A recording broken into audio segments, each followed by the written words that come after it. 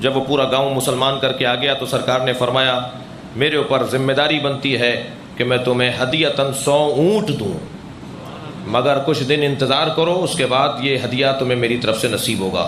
نبی کی رحلت ہو گئی، یہ شخص آ گئے نبی کے جانشین کے پاس، کہا لائیے نبی نے وعدہ کیا تھا کہ مجھے 100 اونٹ چاہیے۔ جی غور فرما رہے ہیں؟ تو نبی کے جانشین کیسے دیتے، کہاں سے دیتے؟ تو جب وہ دینے کا مرحلہ آیا تو کہنے لگے علی سے پوچھو۔ اب میں اس سے زیادہ کیا عرض کروں آپ سے؟ ایک صلوات پڑھیں ذرا محمد آل محمد۔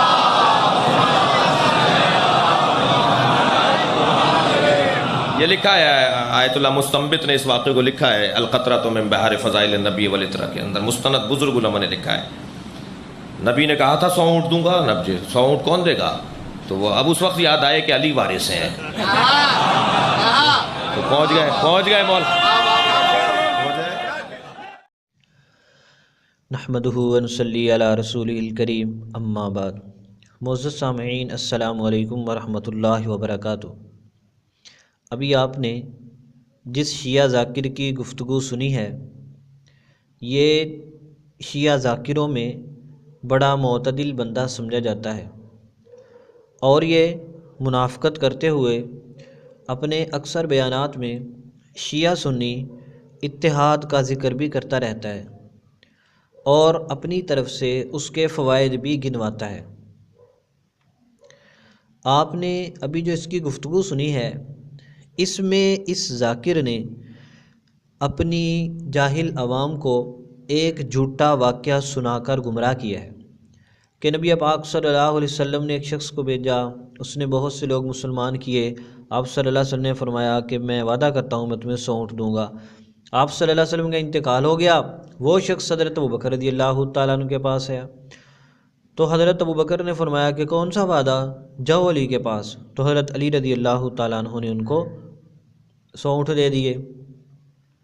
پہلی بات تو ہمیں یہ سمجھ نہیں آتی کہ شیعہ ذاکر لوگ حضرت علی رضی اللہ تعالیٰ عنہ کی شان بیان کرنے کے لیے جھوٹی روایات اور جھوٹے واقعات کا سہارا کیوں لیتے ہیں، حالانکہ حضرت علی رضی اللہ تعالیٰ عنہ انتہائی جلیل القدر صحابی ہیں۔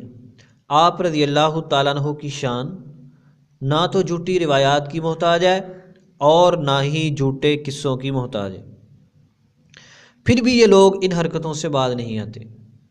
دوسری بات، اس نے حضرت ابوبکر رضی اللہ تعالیٰ عنہ پر صریح جھوٹ بولا ہے، ایسا کوئی واقعہ پیش نہیں آیا۔ آیت اللہ مستنبت کون ہے؟ کوئی شیعہ رافضی ہے جو حضرت ابوبکر صدیق رضی اللہ تعالیٰ عنہ کی دشمنی میں جلا ہوا، اس کی بات کی کیا حیثیت ہے؟ اس نے کون سی اس کا سند بیان کی ہے؟ کتاب بتاؤ، اس کی سند بتاؤ، راویوں کی تصدیق بتاؤ، پھر پتہ چلے کہ وہ واقعہ معتبر ہے، غیر معتبر ہے، مستند ہے، غیر مستند، پتہ تو چلے۔ فلاں نے ذکر کیا، ایسے تو تمہاری کتابوں میں بہت سی ایسی باتیں ذکر کی گئی ہیں جو حضرت علی رضی اللہ تعالیٰ کے خلاف ہیں۔ جیسے پچھلے بیان میں نے بتایا تھا کہ تفسیر قمی میں لکھا ہوا ہے کہ مچھر سے مراد حضرت علی رضی اللہ تعالیٰ عنہ ہے، نعوذ باللہ۔ تو وہ سن کر تمہاری چیخیں نکل گئی، تم ان کو معتبر سمجھتے ہو؟ نہیں، تم خود کہتے ہو واقعہ معتبر نہیں ہے، تو پھر اس واقعے کو تمہارا پیش کرنے کا مقصد کیا ہے؟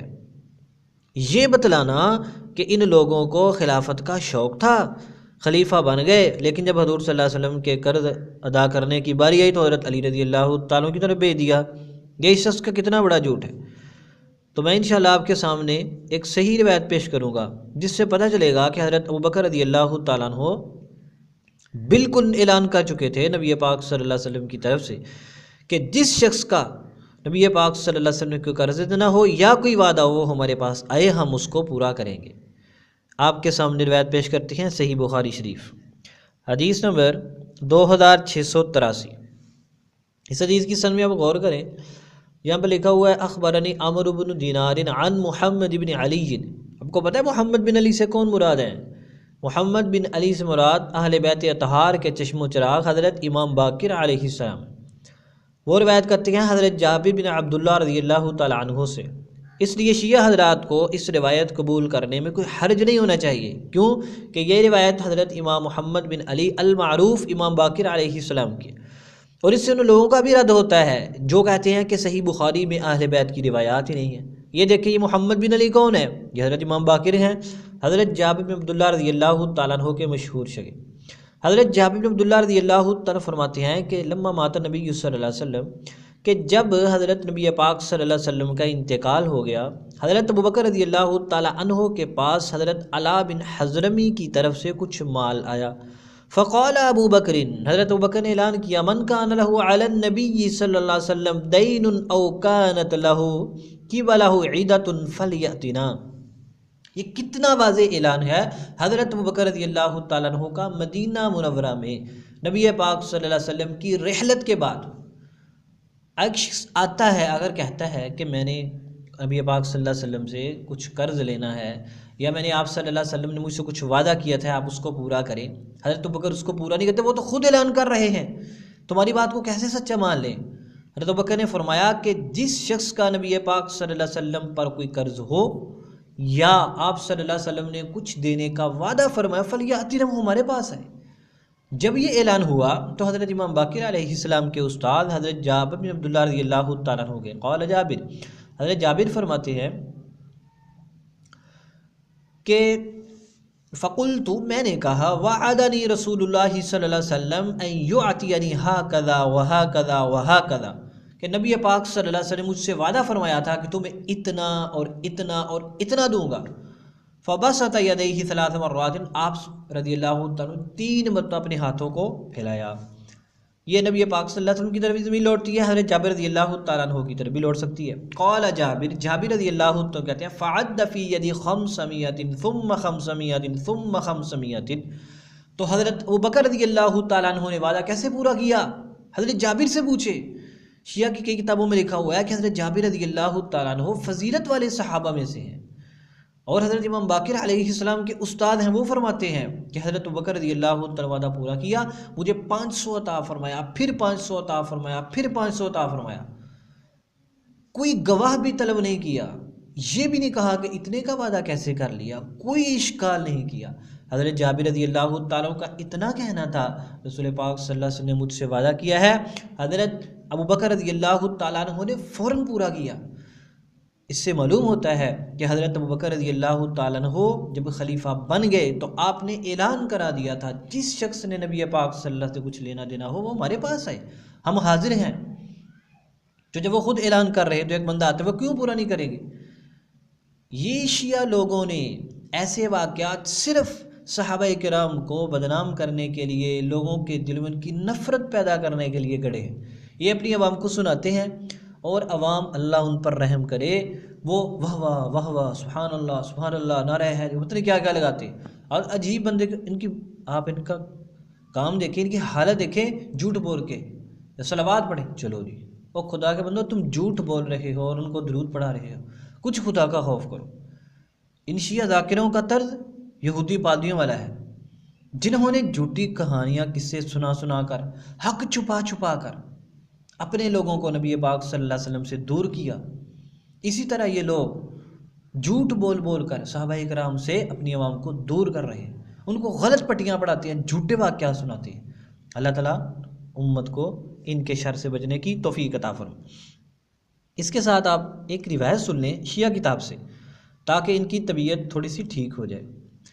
اس میں حضرت ابوبکر رضی اللہ تعالیٰ عنہ کی فضیلت کا بیان ہے شیعہ کی معتبر کتاب سے اور ائمہ اہل بیت اطہار کے چشم و چراغ حضرت امام باقر سے۔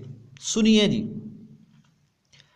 فرمایا فقال علیہ السلام، آپ نے فرمایا لست بمنکر فضل عمر، فرمایا کہ میں عمر رضی اللہ عنہ کی فضیلت کا منکر نہیں ہوں، ولیکن ابا بکر افضل من عمر، لیکن ابوبکر رضی اللہ تعالیٰ عنہ عمر رضی اللہ تعالیٰ عنہ سے افضل ہیں۔ سبحان اللہ سبحان اللہ۔ یہ دیکھو، یہ تمہارے امام معصوم اور ہمارے امام بزرگ کیا فرما رہے کہ میں عمر رضی اللہ تعالیٰ کی فضیلت کا منکر نہیں ہوں، لیکن ابوبکر رضی اللہ تعالیٰ تو عمر سے بھی افضل ہیں۔ الاحتجاج تبرسی جلد 2 صفحہ نمبر 247، یہ شیعہ کی معتبر کتابوں میں سے ہے، ان کا یہ معتبر مصنف ہے۔ اس نے کیسی روایت نقل کی؟ ائمہ اہل بیت اطہار کی روایت، امام معصوم کی روایت، کہ میں عمر کی فضیلت کا بھی قائل ہوں، ابوبکر کی فضیلت کا بھی قائل ہوں، لیکن ابوبکر کی فضیلت عمر سے زیادہ ہے، سبحان اللہ۔ اب وہ تو حضرت ابوبکر کی فضیلت کے قائل ہوں، امام معصوم، وہ تو حضرت عمر کی فضیلت کے قائل ہوں، تم نفرت کرو، تم فضیلت کا انکار کرو، تم ان کی طرف جھوٹے واقعات منسوب کرو لوگوں کے دلوں میں ان کی نفرت پیدا کرنے کے لیے۔ اللہ تمہیں ہدایت عطا فرمائے، ان کاموں کو چھوڑ دو۔ حضرت ابوبکر رضی اللہ تعالیٰ کی شان اس سے کم نہیں ہوگی، ہاں البتہ تمہاری آخرت ضرور خراب ہوگی، اور ان سامنے بیٹھے سادہ لوگوں کا گناہ بھی تمہارے سر آئے گا۔ اللہ تبارک و تعالیٰ ایسے جھوٹے لوگوں سے امت مسلمہ کی حفاظت فرمائے۔